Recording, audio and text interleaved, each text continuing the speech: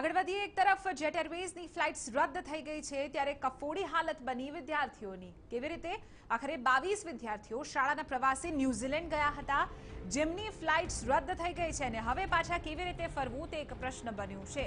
આ વિદ્યાર્થીઓમાં રોનક સોલંકી નામનો એક વડોદરાનો પણ વિદ્યાર્થી છે જેના માતાપિતા ચિંતિત બન્યા છે આ વિદ્યાર્થીઓએ ફ્લાઇટના 75,000 રૂપિયા ભર્યા હતા અને હવે ફ્લાઇટ્સ રદ થઈ જતા જેટ એરવેઝે હાથ અદ્ધર કર્યા છે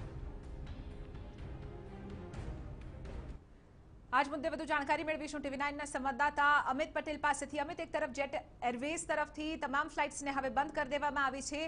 જે કિસ્સો સામે આવ્યો છે ન્યુઝીલેન્ડના પ્રવાસે ગયેલા વિદ્યાર્થીઓ પરત નથી આવી શક્યા તેને લઈને શું વિગતો છે અને શું તેમને પરત લાવવા માટે કોઈ પણ કાર્યવાહી કરવામાં આવી રહી છે ખરી પ્રશાસન તરફથી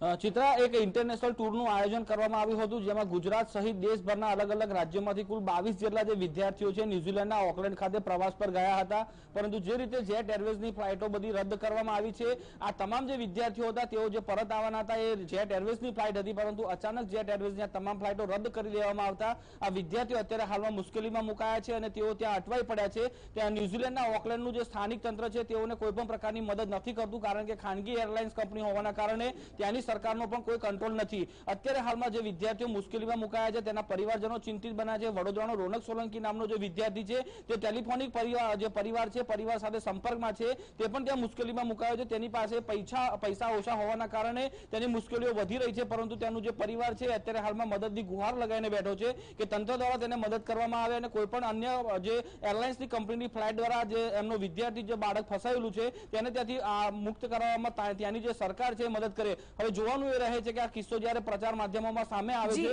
ત્યારે ભારતની જે કેન્દ્ર સરકાર છે તે કેટલી સક્રિય થાય છે બિલકુલ આભાર અમિત સમગ્ર મામલે જાણકારી આપવા બદલ તો ન્યુઝીલેન્ડના ઓકલેન્ડમાં તમામ વિદ્યાર્થીઓ અહીં ફસાયા છે અને તેમને શું